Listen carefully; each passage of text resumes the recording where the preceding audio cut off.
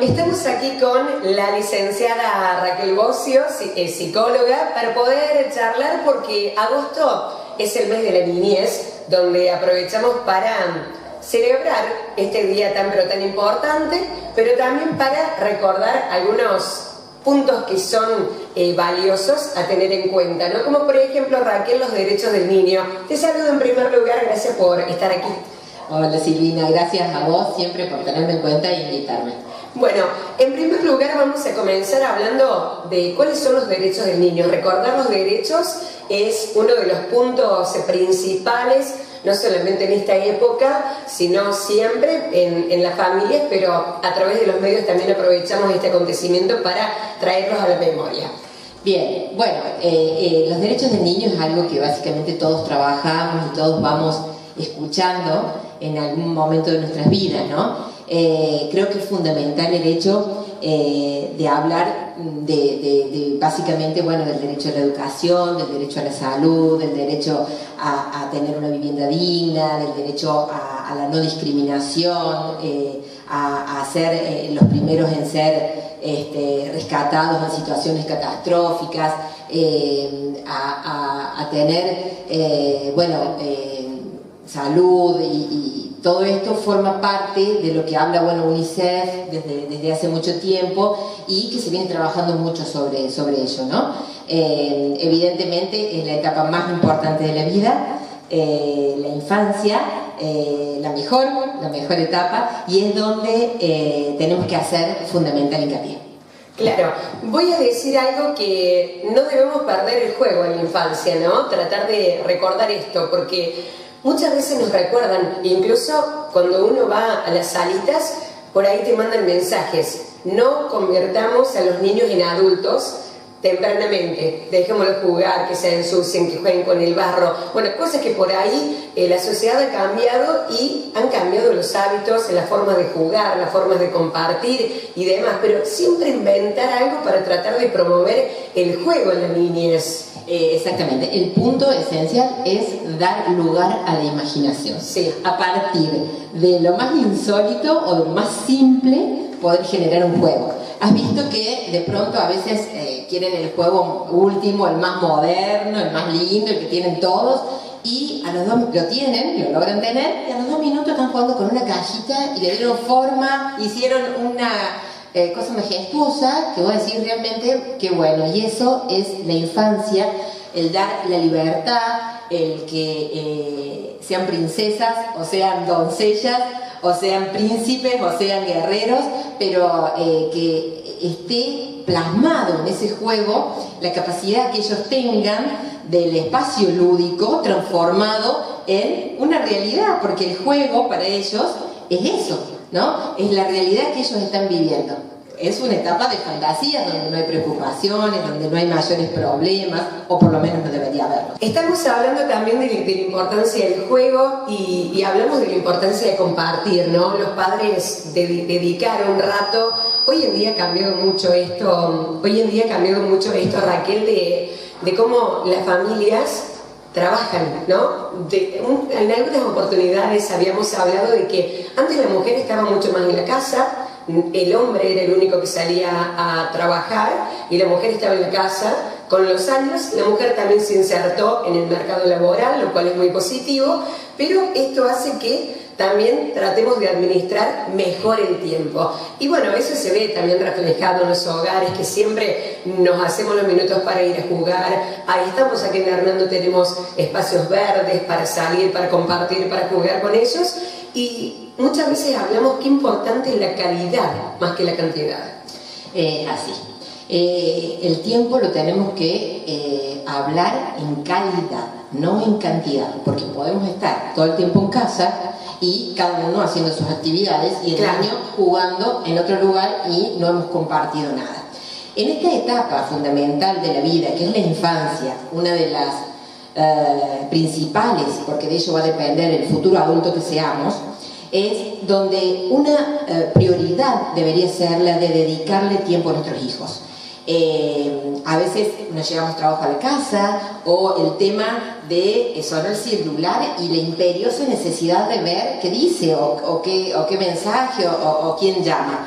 esto es fundamental, poner límites, porque de lo contrario ellos empiezan a repetir la conducta que diariamente ven en nosotros. Claro. Entonces, ahí hablamos de calidad de tiempo, ¿sí? Es decir, a lo mejor no es todo el día, porque como vos decías al principio, tenemos que trabajar, gracias a Dios hemos conquistado lugares y en buena hora, porque nos hace bien. Es bueno el modelo también que transmitimos, porque ellos también saben que a una determinada etapa se estudia y después se empieza a trabajar para proveernos de todo esto que nos gusta o que necesitamos o que es necesario. Entonces, es fundamental el hecho de transmitir ese modelo. Claro. No olvidemos que los niños son esponjas e imitadores de lo que nosotros hacemos como adultos, como papás, responsables de su infancia. Entonces, es fundamental el hecho de poder transmitir ese mensaje. Tal cual. Entonces decimos aprovechar el tiempo, compartir, disfrutar con ellos y demás, y restarle a la tecnología, sobre todo cuando estamos en casa. En el momento que estamos en casa, tratar de apagar los celulares, porque antes decíamos la computadora, ¿te acordás? Correcto. Pero ahora el celular nos hace que todo el tiempo también estemos ahí mirando y quizás vamos a responder un WhatsApp y nos conectamos mirando los estados, después nos conectamos a Facebook o a alguna red social, y eso ahí te va llevando, cuando te diste cuenta, perdiste media, una hora. Exactamente. Entonces, se ha pasado el tiempo que a lo mejor teníamos antes de la cena o antes de que el niño se acueste, ¿verdad? Y por otro lado estamos diciendo desde el límite, no, la computadora no, la tablet no, el celular claro, no. sí. Y de pronto uno está con el celular en la mano y hasta ellos mismos te lo dicen, ¿verdad? ¿Por qué vos sí? Que en cierto modo... Tienes razón. A ver, claro, si nos ponemos a pensar en qué conducta estamos teniendo frente al niño y qué es lo que él hace y qué dejamos o no de hacer, es para pensar. ¿Qué tan importante es el almuerzo o la cena? Para compartir, para charlar, es un espacio de debate. ¿Se ha perdido, Raquel?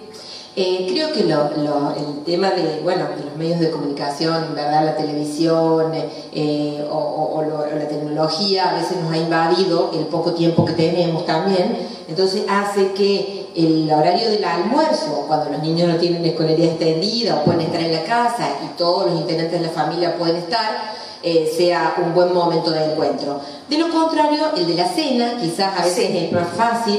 Es un momento de diálogo, de comunicación, de ver qué nos está pasando, ¿no? Siempre hay que encontrar ese momento, sea en la cena, sea en el almuerzo, sea en el fin de semana. Pero volvemos al tema de la calidad, no es cantidad de tiempo, sino calidad, y en ese tiempo qué hacemos y cómo lo hacemos. La confianza que luego vamos a requerir en la etapa de la adolescencia, que empezamos a hacerles más preguntas, ¿se va construyendo también en la infancia? Fundamentalmente. En la infancia sembramos, ¿sí? Sembramos. Y esto lo recolectamos en la adolescencia y en la futura adultez. No nos olvidemos de que el tema de la comunicación es básico, el poder darle espacios para que ellos se puedan manifestar, hace que tengamos después futuros adolescentes en que ellos confíen en sus papis, ¿no? No nos olvidemos que nosotros somos su mundo cuando ellos son niños, es decir, nosotros somos su seguridad. Entonces, en ese momento de seguridad es donde los niños mayormente se abren, nos dicen lo que les pasa, lo que sienten, lo que les pasa en el colegio, con otros compañeritos. Les inculcamos también el tema del respeto, del amor básico, de tolerar el no, de tolerar la frustración, de que las cosas no salgan mal. Todo eso va formando la futura personalidad del adulto posterior.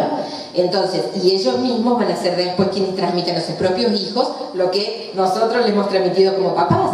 Entonces, es fundamental el hecho de, cuando son niños, tener diálogo, cada determinados temas a determinada edad, pero el diálogo fundamental, comunicación, permitir, no desde el límite del no, sino desde la posibilidad de diálogo, para que nos podamos entender, para que sepamos qué es lo que les pasa a ellos, y darles desde la experiencia, digamos, y el hecho de ser papás, la posibilidad de, bueno, resolver la problemática que están atravesando por esa instancia, ¿no? Claro, responder todos los porqués, que tienen muchos porqués en la etapa de la infancia. Decía, hoy en día también vemos que la niñez se va desarrollando con familias que tienen distintas obligaciones, como hablábamos del cambio cultural y social que hemos tenido con la inserción de la mujer en el trabajo, pero también las familias cambiaron con el correr del tiempo.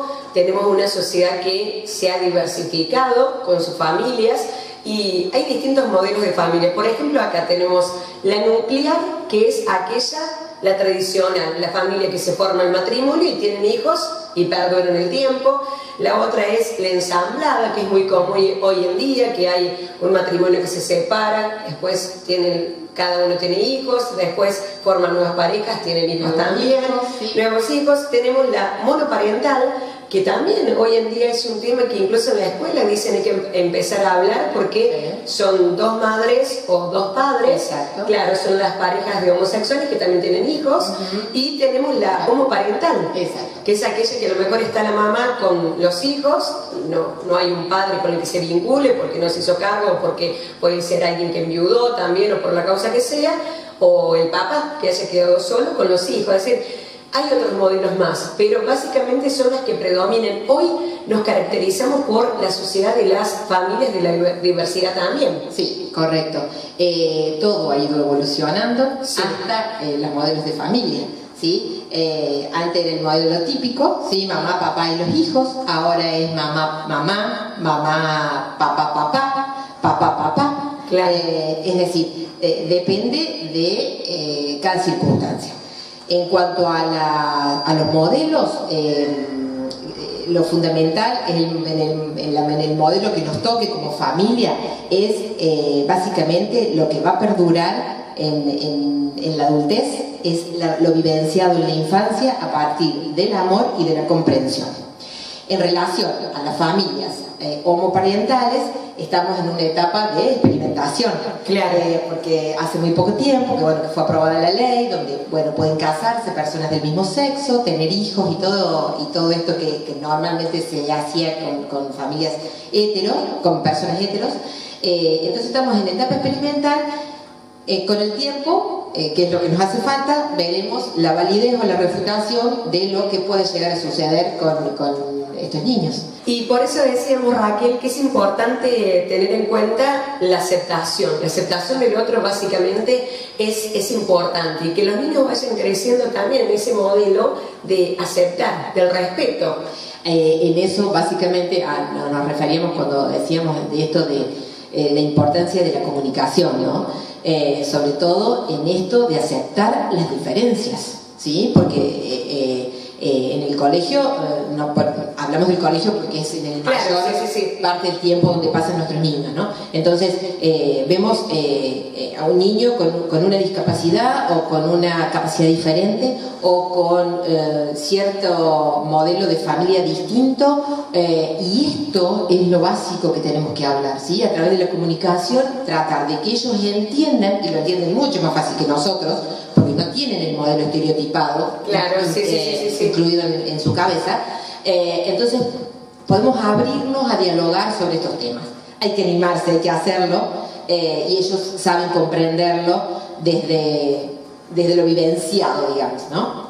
Hoy en día por ahí hablamos mucho del tema de las adicciones, de algunos flagelos que se meten en la vida de las familias, que perturban después y que salir de ellas son muy pero muy complicadas, y empezamos a replantearnos sobre cuándo nos costó poner límites desde la infancia, ¿no? Desde el momento en donde con cosas sencillas veíamos llorar a nuestros niños, y para que no llorara lo calmábamos dándole aquello que era lo que nos solicitaba. Bueno, empezar a poner límites desde lo más simple, después eso también repercute o no, de manera positiva o negativa, en las otras etapas que le siguen. Correcto. Hay que entender que el límite es un acto de amor. Es un acto de amor. Un acto de amor. El límite es un acto de amor. Exacto. Entonces, a partir de eso, el no va a llevar a un montón de otras cuestiones, que es tolerar esa frustración de que me digan no, porque en algún momento de mi vida me voy a topar con ese límite, ¿sí? Claro, Cuando sí. salga a la vida, ¿sí? Sí. En la adultez, en el trabajo, en la sociedad misma, siempre va a haber alguien que me diga no, o esto no se puede hacer, desde lo simbólico. Entonces, el no es acto de amor, y eso tiene que ser bien entendido, y el niño tiene que empezar a aceptarlo, como que no todo se puede hacer, no todo se puede tener, no todo se puede lograr. Eso nos va haciendo tolerantes a la frustración y hace que nuestra vida sea psíquica y social, física y socialmente más sana, ¿no? Más saludable, Más sí. saludable. Ser tolerables a la frustración, ¿no? Porque no todo es, si no después tenemos muchos conflictos, Correcto, problemas, ¿no? correcto. Bueno, de hecho que de ahí devienen después un montón de patologías. Un montón de cosas. Bueno, también hay que decir que uno siempre le parece que es importante reflexionar sobre estas cuestiones porque nadie nace sabiendo ser padre. Es una cosa que siempre dicen primero te dan la actividad y después, bueno, no es que el título y después empezás a ejercer. Claro, ahí al revés. Es un ensayo de error todo el tiempo. Todo el tiempo. No hay libritos ni escuelas. Todo el tiempo nosotros vamos tratando como papás de hacer lo mejor por nuestros hijos, obviamente, pero bueno, basándonos en el tiempo, en calidad de tiempo y en la comunicación. Una cosita que antes de cerrar, Raquel, me parecía importante también reflexionar, porque muchas veces hablamos también en la radio de lo que es la construcción del trabajo, y yo te ponía de ejemplo antes de arrancar esta nota que hace un par de meses, y todo el mundo creo que lo ha visto porque pasó en Estados Unidos, después repercutió a nivel nacional también, que pasó por todos los noticieros, donde una familia de los Estados Unidos pidió por medio de la justicia que se fuera el hijo de la casa de 30 años de edad porque no había forma de que quisiera buscar un trabajo que madurara, es decir, exigiendo a los padres a través de la justicia que madure el hijo y que empiece a tener algún grado de responsabilidad. Y decimos, la cultura del trabajo también se construye desde la infancia, desde pequeños actos, y hoy en día también hemos llegado a un nivel de confusión donde por ahí comparamos o confundimos lo que es la cultura del trabajo con lo que es la explotación, ¿sí? Porque ya por ahí decimos, lo mandamos a hacer una actividad en la casa, ya parece que estamos explotando a nuestro niño y que no estamos haciendo valer los derechos, ¿no? Correcto. Es decir, por ahí ya llegamos a un grado donde hasta nos confundimos, claro, sí, ¿no? Como que se entran a mezclar los conceptos. Creo que acá lo fundamental es visibilizar en qué nos equivocamos cuando suceden este tipo de cosas, ¿no? Cuando un hijo de 37 años no se quiere ir de la casa y que lo sigamos sosteniendo, bueno, en verdad no es solamente este chico adulto ya que no ha tenido vaya a saber por qué, sus propios medios como para irse, sino en qué nos hemos equivocado como papá. Por eso es muy importante visibilizar esto de qué cuestiones básicas a veces no estamos apuntando o no estamos haciendo fuerte, fortaleciendo en nuestros niños para que ellos sean futuros seres responsables, autónomos, independientes. Claro, porque los padres no van a estar eternamente. Saber, es así. Correcto. Entonces es fundamental el hecho, y bueno, volvemos al tema de los modelos, ¿no? El hecho de que un niño vea a su papá que trabaja, a su mamá que trabaja, que son los proveedores, que son los continentes, que son contenedores, los que nos brindan no solo el amor y la contención fundamental para el futuro desarrollo del niño, sino también lo material y lo básico como alimentación, salud, ropa. En esto está, en el ir mamando, lo que hacen mis papás para que yo repita el modelo y pueda ser lo que han sido ellos en algún momento, ¿no? Se aprende a través del ejemplo. Totalmente, bueno, totalmente. Te quiero agradecer, Raquel, por esta nota. Bien, para cerrar, Silvina, sí. Una pequeña frase como para que la pensemos, ¿sí? Sí. La vida pasa muy rápido y el pequeño es pequeño, mi pequeño es pequeño solo una vez, ¿sí? Mi pequeño es pequeño solo una vez. Exacto, entonces lo que no vivamos en ese momento no vamos a volver a vivirlo. Es así. Gracias a vos por invitarme. Qué lindo, gracias, Raquel, buena estrella.